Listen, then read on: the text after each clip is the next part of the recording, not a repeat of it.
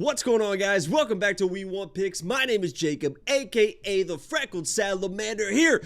Finally, we are back to give you a full card breakdown for UFC Vegas 84, and I cannot wait. So excited to be back. Obviously, the fights aren't for another week and a half, but I could not wait to get this breakdown going. Hopefully you guys had a great Christmas, a great New Year's. I know I was real excited on Christmas. We woke up, me, the wife, the kids, we got everyone ready. My wife got my son all this UFC gear, and he was so excited. It's so incredible to see his eyes light up and really enjoy the sport that I have fell in love with as well. I don't have a wife and kids. You know why I don't have a wife and kids? Because somebody, one of you out there, was supposed to send me a Latina. A nice, short, tatted, fiery Latina underneath my Christmas tree. Guess what? I woke up Christmas morning, no fucking Latina. So whoever was supposed to send that, anybody out there, please send it my way. I'm still looking. Let's get into the breakdown. UFC Vegas 84. Make sure you go to WeWantPicks.com. It's only $10 a month. That means my picks for this next card cost you like, what's the math there? What's $10 a month? There's like 7 people involved, divided by 4. So you got $10. You divide that by 7. You divide it by 4. That's got to be some shit like under $1 for my picks going into the first card of 2024. Let's get it going. Break it down. First up, we got Joshua Van versus Felipe Bunes. And I'll be honest, Felipe Bunes is a former Lock of the Week. Lock of the Week fight never happened. He was supposed to fight Zalgas, but he is a Lock of the Week. So you guys know how I'm a little bit partial, a little bit biased, and you know I love my Brazil all the way. But I'm taking Joshua Van. I understand he's a young kid. People, by the way, love Joshua Van, and I get it because he's a great boxer. He's starting to show some of the wrestling, the grappling as well. But in this fight, he's got to stay away from that. And Felipe is not a super dangerous guy on the feet. He's got decent striking, real long, rangy striking. The issue for me in this fight is if he hurts Joshua, because we've seen Joshua get touched up. We've seen him get a little bit wobbled, right? He can eat shots okay, but he's a little bit wobbled. And a young kid in a big spot, if he comes in and gets wobbled, he resorts to panic wrestling.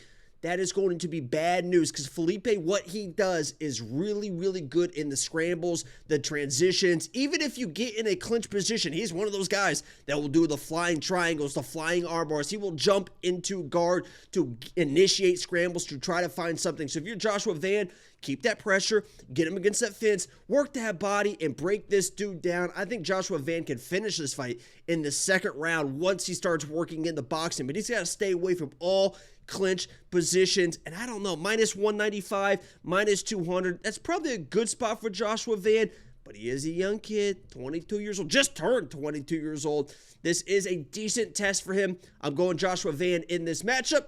Let's move on to the next one. Preston Parsons versus Matt Semelsberger. And Preston Parsons is a guy that has been also a Lock of the Week versus Trevin Giles. In that fight, I said he's going to dominate this fight as long as he does not get eaten up by that Trevin jab.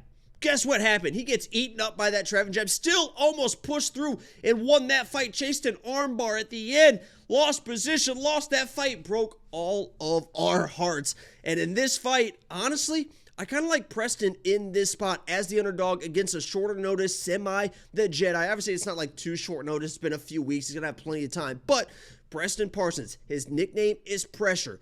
It's not crazy pressure, right? It's not like the Chaos Colby of old pressure. It's not like Marab pressure, but he is resilient. He will move forward. And Matt Semelsberger, as good as he is, for some reason, he just always finds ways to lose fights. I mean, the guy just always finds a way to lose fights, either getting taken down when he shouldn't, getting too aggressive, getting clipped. And I believe that Preston Parsons is going to get enough of the grappling involved to win this fight. And Semi the Jedi, he's an athlete. He's got real big power. But Preston Parsons has shown he can kind of be resilient even when he's eating shots to get those takedowns, get on your legs. As long as he doesn't get too over-aggressive like he did against Trevin and lose positions, I think that he is more than capable of controlling positions versus Semi the Jedi for at least 2 rounds to be able to win this decision. So I am going with a slight underdog here, plus 115. Preston Parsons to get the job done. We'll see how it plays out. Let's move on to the next one. Westin Wilson versus Jan Silva. I'll be honest with you guys. I not real impressed with this Silva guy. I'm telling you right now. You want to pay minus 800 for this guy? You want to put him in parlays? I guess I get it, right? Because you watch Westin Wilson fight, and I think I broke it down in his last fight. He just looks like a guy that wants to get knocked out. And honestly, if he didn't fight like a guy that looked like a guy that looks like he wants to be knocked out by another guy, I might be betting him in this fight. He is better than people give him credit for. He's with Wonderboy. He's got the karate style, the hands low, really dangerous on the ground. He came in against Joanderson Brito, and that is what it is. Joanderson Brito is like finishing everybody they put in front of him at this point. And he actually ate a shot pretty well. I mean, Brito hit him with a right hand, kind of dropped him a little bit, but he started winning some scrambles, got him in a little bit of a knee bar situation, and then just got TKO'd. If this fight goes past the first round, and Westin Wilson is able to engage in sort of a scrambling ability. Doesn't have great takedowns, but get the clinch, get something weird, get this fight to the ground. This thing could turn very interesting because Silva, yes, he's got knockout power. And yes, Wilson can get knocked out. And that's why the odds are what they are. But Silva's a guy, he thinks he's better than he is. I mean, when you watch him fight, he's like the showboaty. Oh, you're not touching me. You're not touching me. Big right hand. And then I'm just going to do nothing. This could be one of those minus 800 favorites where it's like, it's going to look obviously minus 800. He's going to come in, throw a right hand, drop Wilson. That's what everyone thinks is going to happen. Or it's going to be one of those, he's messing around, he's fucking around, he doesn't get the knockout in the first round. Now all of a sudden we're in the second round. Now all of a sudden that rangy striker is doing his karate stuff, keeping him at range. Now all of a sudden this fight's on the ground. I'll be honest, I'm going to be looking at Westin Wilson in the second round just for some sprinkles. I don't want to get this too clouded. I'm picking Silva as my pick just because 1 + 1 should equal 2. But there's something about this Silva guy I don't trust completely. And if Westin Wilson just kept his hands up a little bit, I might be all over him in this fight. But he's hands low. He gets hit. I get it. Jean Silva is the pick. Minus 800 seems a little bit insane to me. Let's move on. Tom Nolan and Nikolas Motta. And I get it, right? Minus 300 for Tom Nolan. He's a guy that comes in gunslinger style. Kind of like help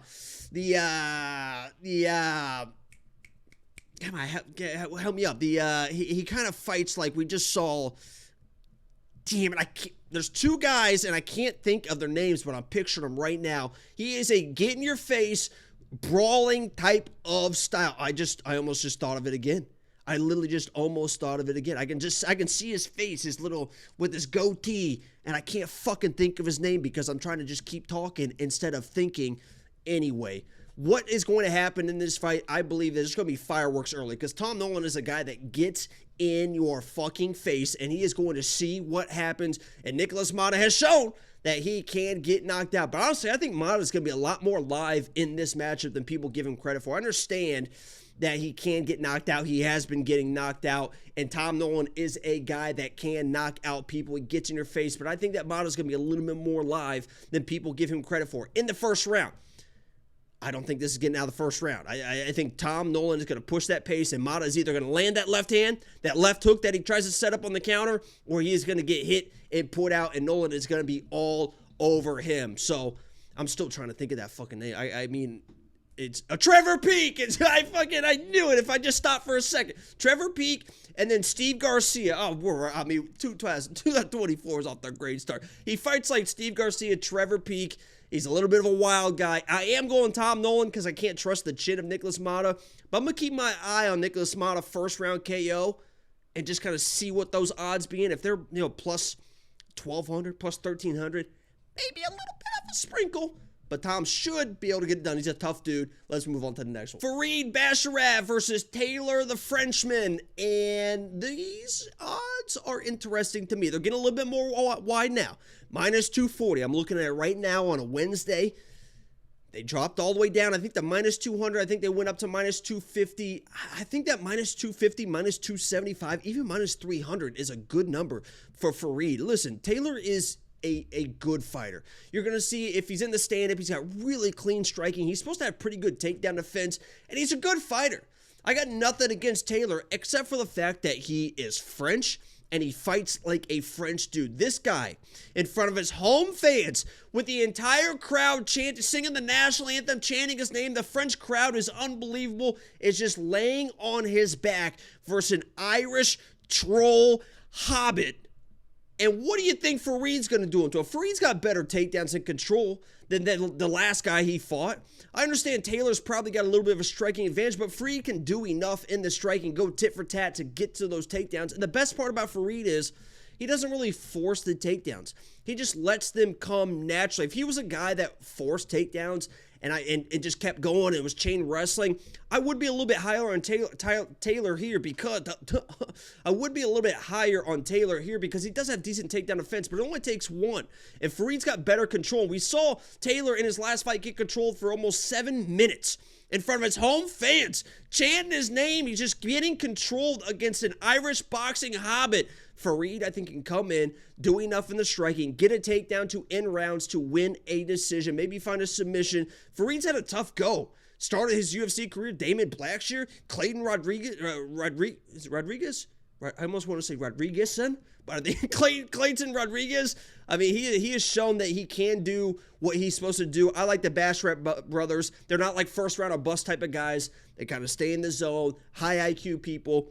I think Farid's going to get some timely takedowns and win this decision. I bet him, and I think there's some pretty good value there. Still, I like Taylor. He's good, but there's a reason. He's been in the UFC before. They cut him because he just does not do enough. He's a tough guy to trust to bet on, even at dog value. Give me Farid. Let's move on to the next one. Marcus McGhee versus Gaston. I love Marcus, man. I really like Marcus. The odds are getting a little bit wider now. I got him earlier in the week. By the way, WeWantPicks.com. We got some crazy value in the last few weeks. These odds have been up for like 3 or 4 weeks. Ansel's got some crazy value. I got some crazy value. Only $10 a month. And Marcus is an athlete, man. He's an athlete. He's strong. I think that he's going to be able to show a little bit more of the wrestling, the grappling. But even if not, I think that he's going to be... The footwork's going to be fast enough, the speed, and the striking. Gaston is supposed to be this guy with like these world-class accolades with kickboxing and Muay Thai, and he's got the kicks. A lot of what he throws is like, it seems like it's 65-70% kicks. Marcus is a pressure fighter, and when you're a pressure fighter and you eliminate the kicks and you turn Gaston into just a boxer, I'll take Marcus 9 out of 10 times in a boxing match. Not only in a boxing match, but Marcus should be able to get a takedown whenever he needs it as well. So, I'm high on Marcus. I like him. Gaston, I understand he's got the accolades, but if you take away the kicking, I don't know what else he really has to offer, and Marcus is probably a better boxer, a better athlete, has shown good cardio, and hopefully mix in a takedown or two. But I'm going Marcus in this matchup. Let's move on to the next one. Waldo versus Andrei Arlovski, and Waldo... Ooh, I'm looking at it right now, minus 550. This ballooned all the way to minus 700. I put him in a parlay, WeWantPicks.com, $10 a month at like minus, I think it was like minus 400, something like that. So it's been kind of yo-yoing a little bit. He should be a big favorite here. I mean, Andrei Arlovski at this point in his career, was he 43, 44 years old? Waldo, you know, I've given him shit before because he kind of just... Obviously, he doesn't check leg kicks, but he doesn't seem to matter. I mean, we've seen... That's why in one of his fights, I think it was his last fight against that big dude, they're like, oh my God, if he doesn't check these leg kicks, he's going to be in trouble. No, that's not what happens. We've seen him go an entire fight of not checking leg kicks, and it doesn't matter. He's got this fastball right hand. He does kind of play around a little bit too much. But against an old guy in Arlovski, I think eventually he's going to find that chin. Maybe not early, maybe second round. But Waldo, I don't know what Andrei's going to do to a guy like Waldo. He's shown improvements in the boxing. He came to MMA late from a baseball career. It seems like he's getting better, and he's got a good right hand, and that's all it should take against the old man. So I get the odds. Long story short, we're going Waldo in this matchup. Let's move on to the next one. Hawes versus Brunno Ferreira, and I'm going Brunno here. And I really wanted to pick Phil Hawes because I'm not really sold on this Brunno kid. I understand he's got power, but he was kind of getting beat up a little bit by Gregory Rodriguez before he found that power shot. And that could be the exact same thing that happens here. Listen, Phil Hawes, extremely talented. I mean, good striking. He's brought in a little bit more of a Muay Thai style and high-level wrestling. We'll see if he goes to that wrestling a little bit more, coming off, 3 straight knockout losses, something like that. Or I guess he got the Duran win in there too, but... I mean, Phil Hawes, one, doesn't have a ton of power, and he doesn't have a chin. And against a guy that has shown that he can take some shots from Gregory. Gregory actually shot, did he shoot a takedown? I think Brunno maybe shot a takedown. Anyway, there was a scramble where Brunno actually showed some good scrambling abilities. So even if Phil Hawes brings in a wrestling game plan, it seems like Brunno is going to be able to do enough to get back to the feet. And on the feet, I mean, Phil Hawes is just a tough dude to trust at this point. You just never know. And maybe this is a situation like Cody Garbrandt came in against somebody that really isn't on his level in ability and show that he can still be that guy. Phil Hawes is a better fighter. Phil Hawes is going to be a more talented fighter than pretty much anybody he faces. But if you don't have the chin to back it up, we've seen what happens. Brunno is a guy that will sit on power, and if he lands, he can definitely put Phil Hawes away. So I'll probably be rooting for Phil Hawes. Hopefully he mixes in some grappling, extends his fight. We'll see what the kid has to offer as far as Brunno goes, but I have to go Brunno here. I cannot trust the chin of Phil Hawes at this point. I'm sure you guys get it as well. Let's move on to the next one. Ricky Simón versus Mario Bautista. And this one is probably the more interesting fights on this card, because I think people are really going to like Mario Bautista as an underdog, and I get it. He's a dangerous guy. He's got power. He's got wrestling. He's got grappling. But Ricky Simón is a guy. To me, it's a very simple breakdown. What Ricky Simón are we going to get? Because if we get the Ricky Simón that was kind of scared of Song Yadong's power and just kind of waiting around, and maybe he was worried about the 5 rounds, so he's kind of paced himself, and he wasn't that Ricky Simón in-your-face grinding type of guy, he's probably going to lose this fight, because Mario Bautista, as the aggressive guy, looks fucking fantastic. I mean, he looks great when he is in somebody's face, and he is mixing in the big striking, and he is mixing in the takedowns, and he is getting on top of somebody. That is Mario Bautista's game. But Mario Bautista, when he is backing up, when he is getting taken down, when he is getting pushed backwards. We haven't seen it a lot, but he definitely is kind of a Dr. Jekyll, Mr. Hyde. Dr. Jekyll, Dr. Hyde, Dr. Jekyll, Mr. Hyde, Dr. Jekyll, Mr.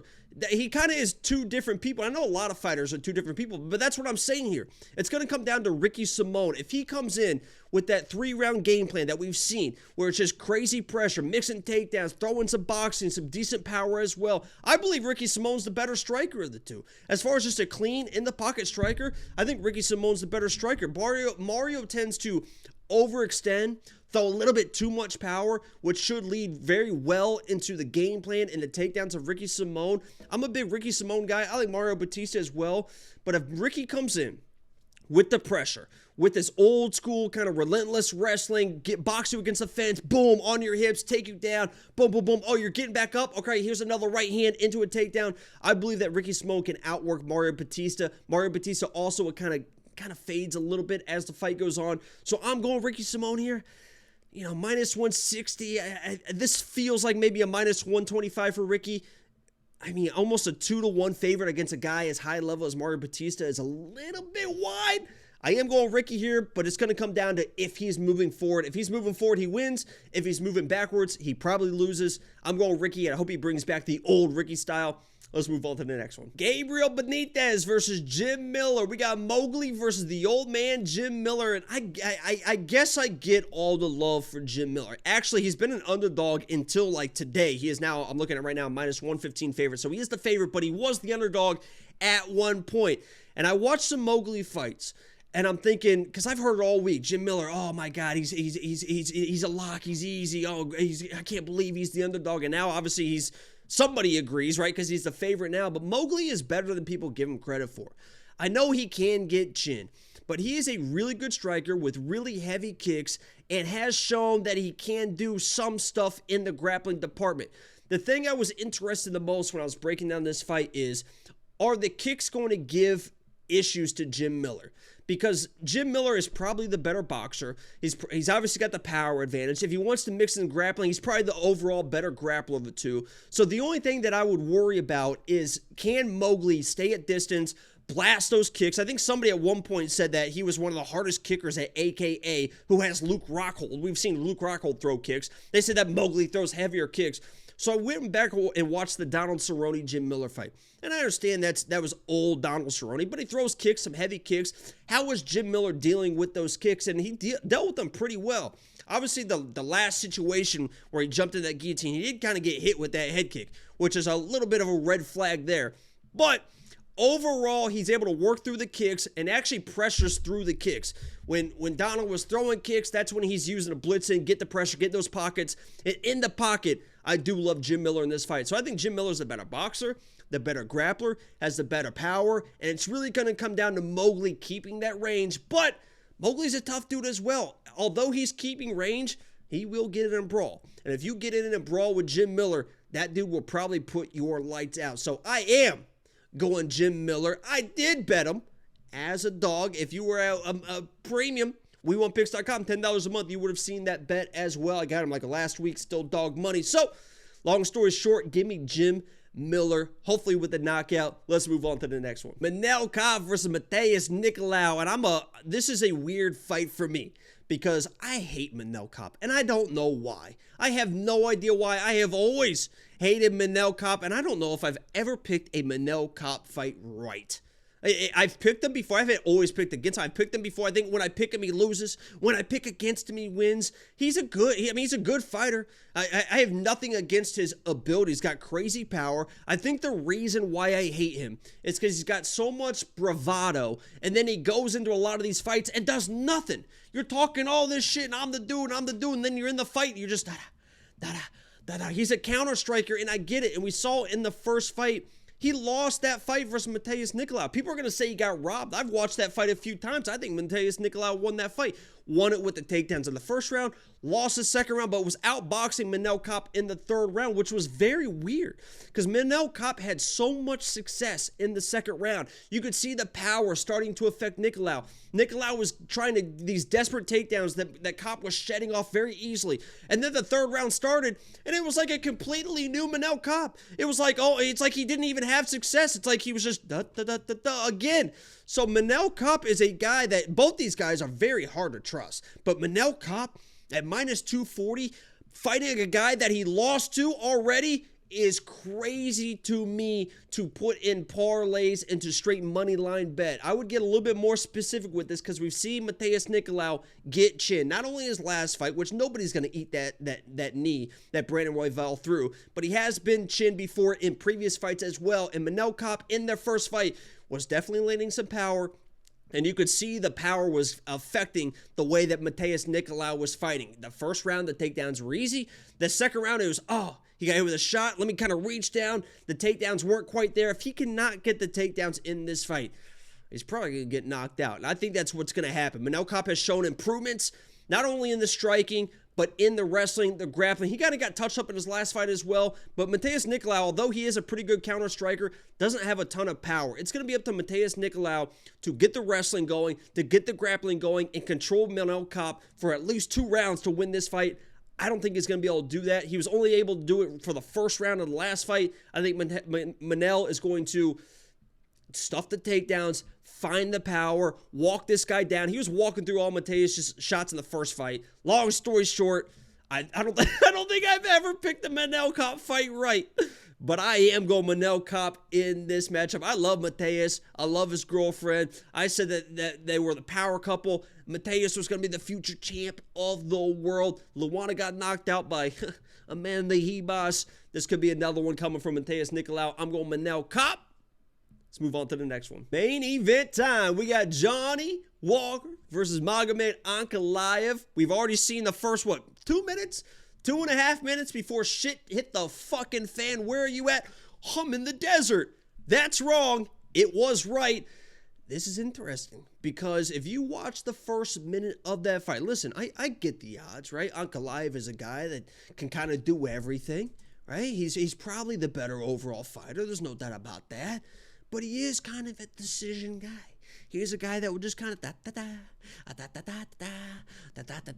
for 5 rounds. Maybe mix it a takedown, but he's not a guy that's coming out trying to get an absolute kill, trying to get absolute finish. And if you really watch the beginning of their fight, it didn't seem like he was enjoying the range of Johnny Walker. Johnny Walker, I think, when he gets into the octagon with these people, I think most of the people are very surprised by his length. Obviously, they do face-offs. They know how tall he is, but his length and the way that he's able to use those kicks and the front kicks and keep that length is really kind of uncomfortable for some of these fighters. And it felt to me like Ankalaev was very happy to get this fight kind of on the ground against the fence because in the range, he really was struggling a little bit. Obviously, there's going to be 5 rounds, right? And I think that does play a little bit of a difference here.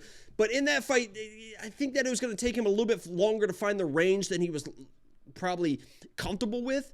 He was happy that Johnny was on a knee on the fence, and he wanted to keep that fight there. He wasn't trying to get over-aggressive to take him down or lose a position. He was very comfortable holding Johnny there because Johnny Walker is the more dangerous fighter in this matchup. You saw him almost land that flying knee. I believe that Johnny Walker's chin issues are a little bit overrated, a little bit overinflated, I should say, especially against a guy like Ankalaev. Johnny Walker has shown that he will do some wild stuff. He can put people out. He does have power. I believe he is the more dangerous fighter in this matchup. I think the length is going to give Ankalaev issues early, and if Ankalaev comes in and is a little bit pissed off about the last fight, if this comes down to emotion and who's fighting emotionally and who I trust more to land a big shot in a crash situation, a car crash situation, honestly, in this matchup, I like Johnny Walker. And if Ankalaev comes in a little bit too aggressive, that length is going to give him issues, and I'm taking the upset here. Big upset to start 2024. Brazil, I am going Johnny Walker to beat Ankalaev to find that big knockout shot and shock the entire world to start off the main event, UFC Vegas 84. I want to thank you guys so much for watching this video. Make sure you like the video. Subscribe if you are new. Go to WeWantPicks.com. Become a premium member. It's only $10 a month. My name is Jacob, a.k.a. the Freckled Salamander, and I'm out. It's good to be back, baby. Peace.